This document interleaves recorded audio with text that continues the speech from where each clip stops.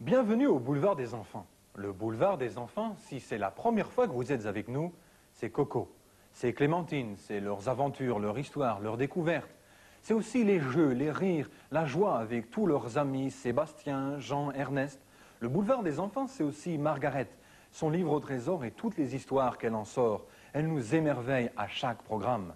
Vous pourrez chanter avec nous, vous pourrez jouer, vous réjouir. Pourquoi? Parce que le boulevard des enfants avec Coco et Clémentine, c'est maintenant. Qu'est-ce que tu fabriques, Coco? Ne me dérange pas, Clémentine. Je suis très pressé. Oh, eh bien, je le vois, et tu peux me dire pourquoi? Eh bien, ma mère m'a dit que je ne peux pas aller jouer au football avant d'avoir mis ma chambre en ordre.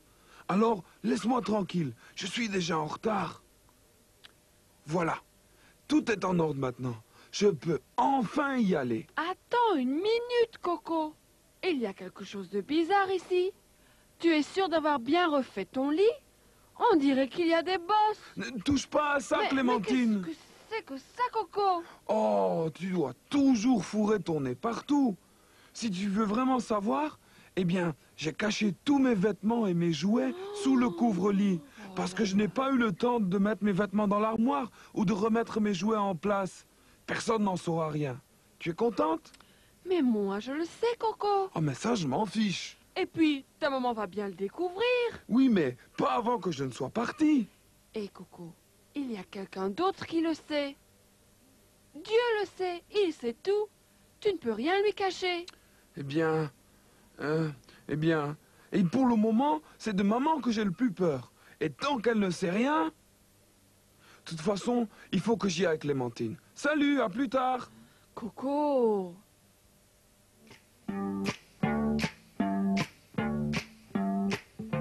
Le ciel est l'endroit le plus beau et moi j'irai bientôt.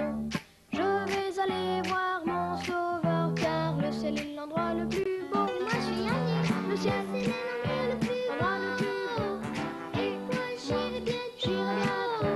Je vais aller voir mon sauveur car le ciel est l'endroit le plus beau. Moi j'y allais, le ciel est l'endroit le plus beau et moi j'irai bientôt. Je vais aller voir mon sauveur car le ciel est l'endroit le plus beau. Et moi j'y allais, le ciel c'est l'endroit le plus beau et moi j'irai bientôt. Je vais aller voir mon sauveur car le ciel est l'endroit le plus beau.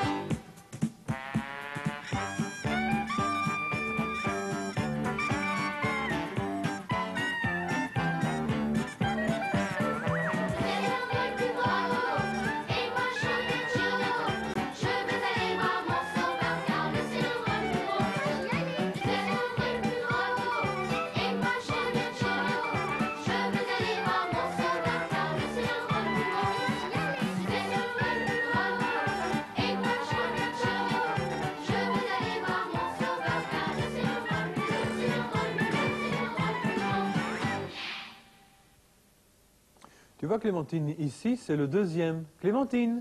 Oh, pardon, Benoît. Clémentine, si tu n'es pas plus attentive, je ne pourrai pas t'aider. Oh, je suis désolée. En fait, j'étais en train de me demander comment est Dieu. Mais Clémentine, pourquoi te poses-tu cette question? Eh bien, je vais t'expliquer. Oui. Coco était supposé mettre sa chambre en ordre. Mais, écoute bien, il s'est contenté de tout fourrer sous son couvre-lit. Ah bon? Ensuite, il est allé jouer au football. Je lui ai dit que Dieu savait ce qu'il faisait. Oui. Mais il n'avait pas l'air de s'en soucier. Penses-tu vraiment que Dieu sait tout? Même ce que nous faisons maintenant? Mais bien entendu, Clémentine, je suis sûr que Dieu sait tout. Il y a un mot qui dit que Dieu est omniscient. Ça veut dire qu'il sait Omniscient? tout le temps. Oh, tu sais, Benoît, j'aimerais tellement savoir comment est Dieu. Penses-tu que Margaret pourrait me l'expliquer? Mais je suis sûr que Margaret pourra t'expliquer. Elle a sans aucun doute une histoire dans son livre au trésor qui va tout expliquer. Oh! Margaret, j'ai l'impression que Coco a du mal à se rendre compte de comment est Dieu. Et je dois bien avouer que pour moi c'est pareil. Tu ne pourrais pas nous aider? Oui, Clémentine, écoute, les choses ont un aspect, une odeur, une couleur, et c'est ainsi que nous pouvons les reconnaître. Oui. Mais Dieu, comment pouvons-nous le reconnaître? Comment pouvons-nous savoir comment il est? À quoi ressemble-t-il? Parce que Dieu, il est esprit, donc nous ne pouvons pas le toucher, ni le voir, ni le sentir.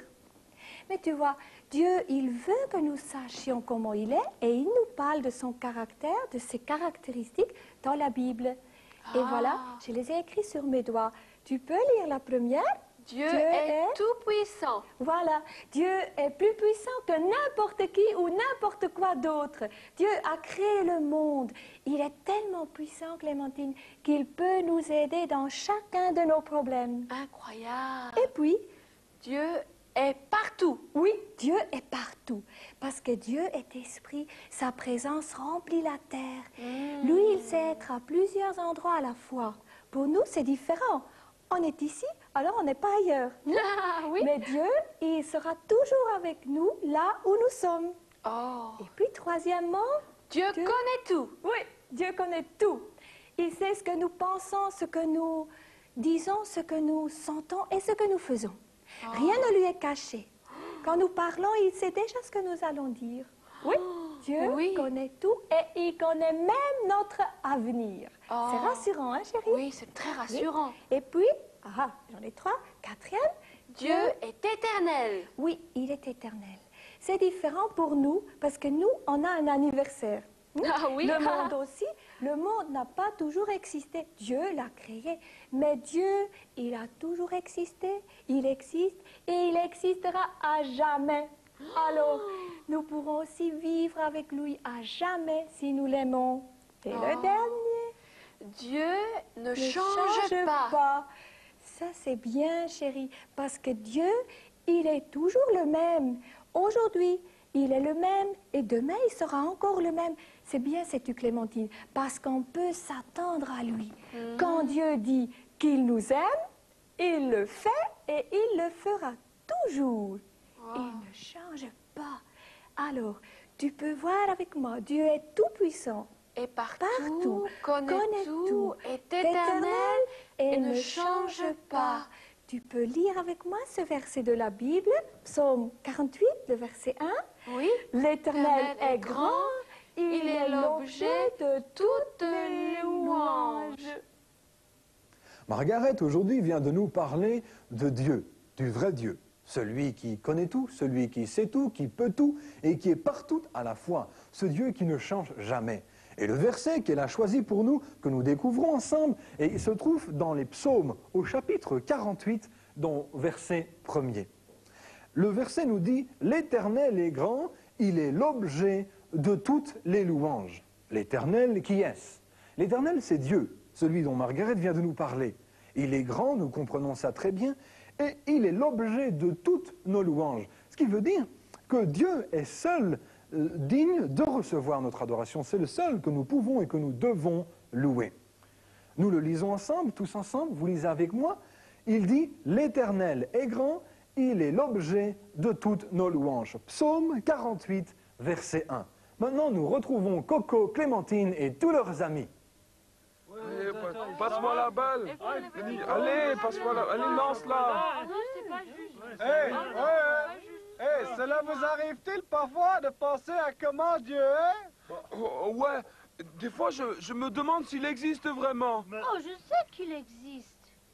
Moi aussi, j'ai entendu ce que Margaret a dit à Clémentine au sujet de Dieu. Oui, je sais, mais d'après vous, qu'est-ce que ça veut dire? Qu'est-ce que ça veut dire que Dieu sait tout? Je vais vous dire ce que je crois que ça veut dire. Je pense que Dieu est un peu comme notre institutrice, Madame Thibault. Dieu a des yeux derrière la tête. Comme ça, il sait toujours ce qu'on est en train de faire. Et si on fait quelque chose de mal, eh bien, il se retourne et bam, il nous fout droit là où nous sommes. N'est-ce pas comme ça qu'est Madame Thibault? Oui, mais ça doit être plus que cela, Coco. Dieu ne sait pas seulement quand tu fais quelque chose de mal, il sait quand tu as raison aussi. Et il sait quand nous sommes tristes et quand nous sommes heureux. Et il sait aussi lorsqu'on a des problèmes. Alors là, c'est surtout valable pour Coco. Hein. Oh, Jean, arrête, hein. Mais parce qu'il sait tout cela, il peut nous aider lorsque nous avons besoin de lui. Il n'est pas simplement là pour nous punir. Oh, Margaret a dit que Dieu est tout-puissant aussi. Cela veut dire qu'il a la puissance de faire n'importe quoi. Moi, je crois qu'il ressemble au Saint-Nicolas ou à Père Noël. Alors moi, je vais lui demander tout ce que je veux. Alors un poney, je vais lui demander un ordinateur, une nouvelle voiture pour mon papa, des bottes de cow-boy, aussi une télévision pour ma chambre, une nouvelle maison pour ma maman. Ouais, mais des jouets pour mes frères, attends une minute, Jean. Dieu n'est pas seulement là pour te donner des choses. Bah oui, mais s'il peut donner des choses, on n'a qu'à en profiter, non? Peut-être, mais il te donnera que ce qu'il pense être bon pour toi. Ou quelque chose dont tu as vraiment besoin. Oui, et être tout-puissant signifie bien plus que cela. Cela signifie que Dieu est capable de changer les choses. Il peut améliorer les choses mauvaises et il peut faire des miracles. Il peut guérir des malades. Dans la Bible, nous voyons même qu'il a ressuscité des morts. Oui, et il peut transformer les méchantes personnes en de gentilles personnes. Il peut changer notre cœur et nous transformer à l'image de Jésus. Bah, on a dit aussi que Dieu pouvait être partout à la fois. Ben, c'est difficile à croire, mais moi je le crois quand même. Ouais, il peut être ici avec moi et en même temps il peut être avec mon cousin dans l'Antarctique. Tu n'as pas de cousin en Antarctique. Non, je sais bien, mais si j'en avais un. Dieu est aussi éternel. C'est Margaret qui l'a dit. Alors je pense qu'il doit être comme mon grand-père.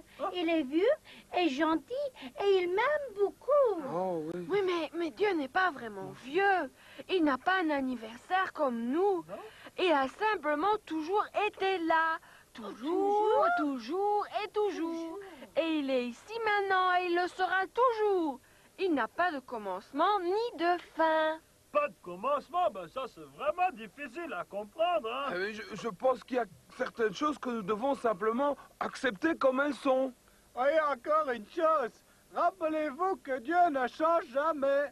Il reste toujours le même. Le même. Oui, et on ne doit pas se soucier de savoir s'il est de bonne humeur ou non. Comme certaines personnes que je connais. Attendez une minute, les amis. Je me sens tellement bien à l'idée que je peux dépendre de Dieu. Il est toujours là, il ne change jamais. Il sait de quoi j'ai besoin et il peut m'aider dans tous mes problèmes. Et en plus, il m'aime. L'Éternel est grand et il est l'objet de toutes les louanges.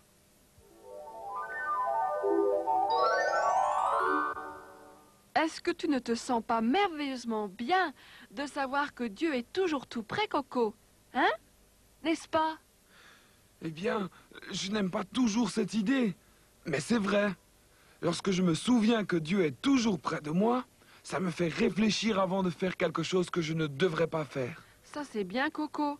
Cela veut dire que tu apprends et que tu grandis. Ouais, c'est vrai. Je suis heureux de mieux connaître Dieu maintenant. Et Coco, moi je pense qu'il y a encore beaucoup plus à apprendre à son sujet. Eh bien, je suis fatigué d'apprendre aujourd'hui. Allons acheter de la crème glacée. Viens, Clémentine, c'est moi qui te l'offre. D'accord. La la la la la la.